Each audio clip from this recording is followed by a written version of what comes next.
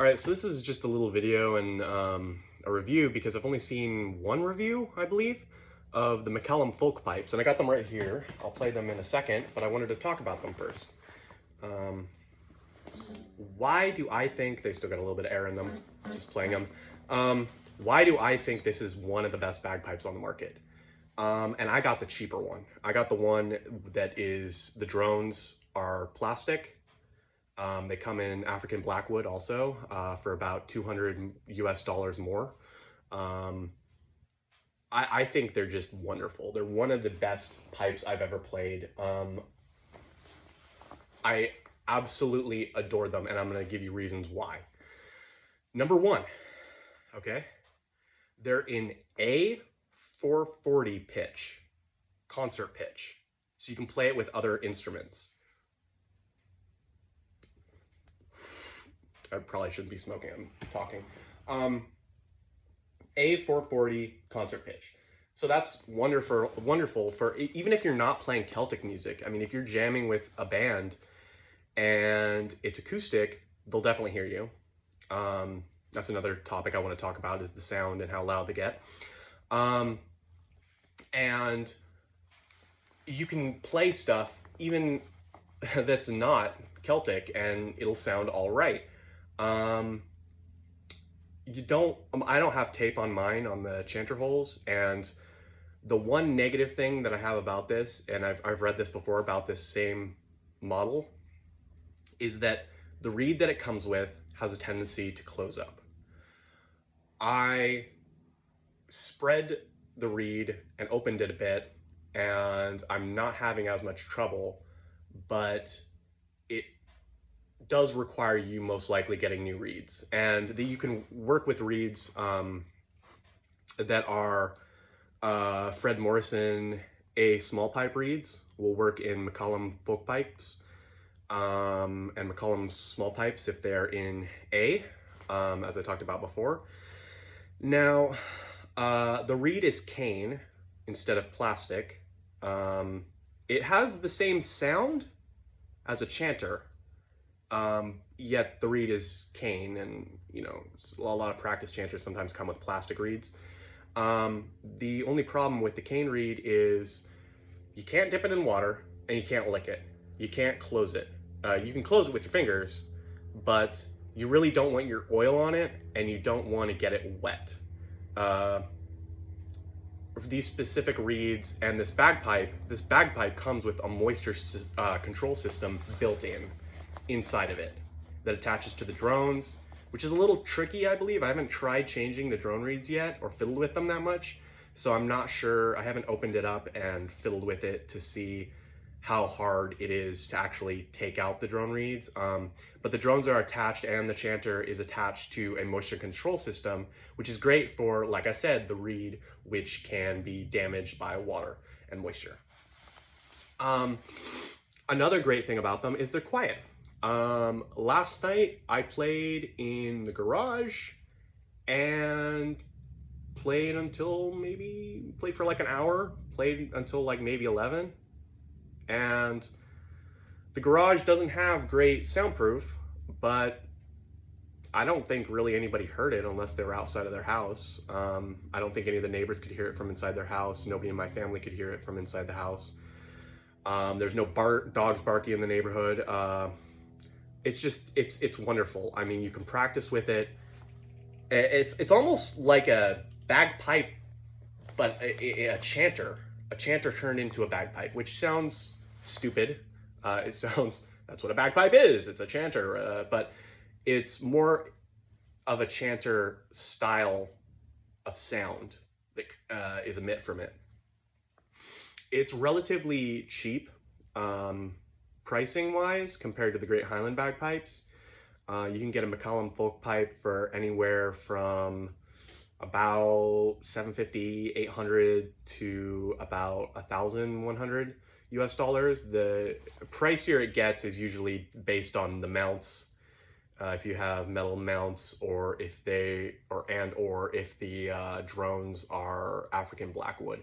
I personally can hear the difference and have seen videos and can tell that the African Blackwood sounds more rich, but because of my climate, I've known from playing bagpipes for years that woodwind instruments can sometimes be finicky, and not just the reeds, taking care of the moisture and the cold and all that, but also the drones. After years of playing, the wood might, if you're not taking great care of it, say you're playing outside for some reason and it starts raining, eventually the drones and the wood pieces might warp.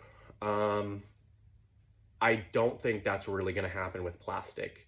And the plastic's good quality. I mean, it's not like the best quality, but it's not bad. I don't, it's not really flimsy or anything. It feels solid. It feels like, now you wouldn't want to bump into anything with your drones on, but if that were to happen, it wouldn't necessarily break or bend. You don't want to do it. It could break or bend, but yeah, I absolutely love it. It's so much easier to play than the Great Highland Bagpipes. It's so much easier to play than the Greek gaita, than the Spanish gaita, than really any other bagpipe that I've played. And I've played tons of different types. It's really great. It's great for practicing. It's great for jamming. It's great for playing alone. And because it's in 440, A440, I mean, people can listen to it and not hate it. Like, the usual consensus is that bagpipes sound like trash. And the reason why most people think that is not just because of the notes and the fact it's just so goddamn loud and drony, which most people don't seem to like. It's kind of an acquired taste. But where was I going with this? Oh, well, but basically, because it's an A440, the pitch, it sounds way better. You can play it outside, it's quiet, you can walk to the park and play it, nobody's gonna give you shit.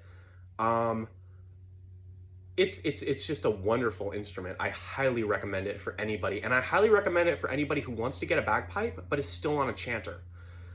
I had a chanter maybe 10 years ago, lost it, didn't play it much, wanted to get back into bagpipes, but didn't want to get a chanter. I wanted to get an actual bagpipe because I had been playing Greek gaita and had enough, power in my lungs to fill up a bag. It's wonderful. I mean, I almost suggest people not start out with a chanter and just start out with a folk pipe. Now, the only real difference, I believe, and I'm not an expert, is that the chanter is a little bit spread out more, I believe, than the Great Highland Bagpipes, or at least one or two of the notes, as well as the fact that the holes, you can't feel them as much as the Great Highland Bagpipes or, say, the Greek or Bulgarian gaita, which is a little unfortunate. If you're not practicing enough, your fingers will kind of not slip around, but they might not hit the right note. They might not hit the note perfectly head on. So I'm going to play just a little bit. I'm not great, and I warn you, you can't strike these in like a Great Highland Bagpipe. You can't just go, burp, they all the reeds kind of kick in at the same time.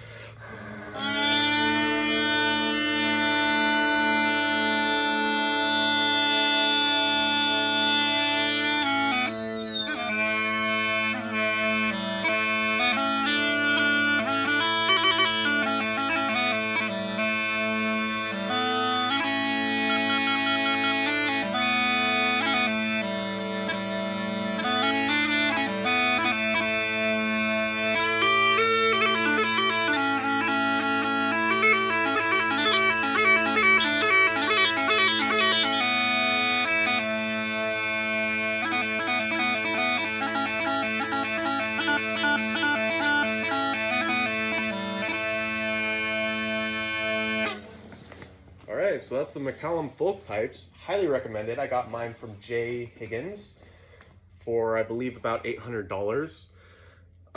Still very pricey. A lot pricier than a chanter.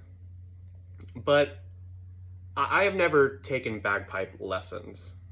And most bagpipe teachers that I've heard from before, though, videos, or talking in person with one. I almost took bagpipe lessons at a church once, St. Andrew's Church.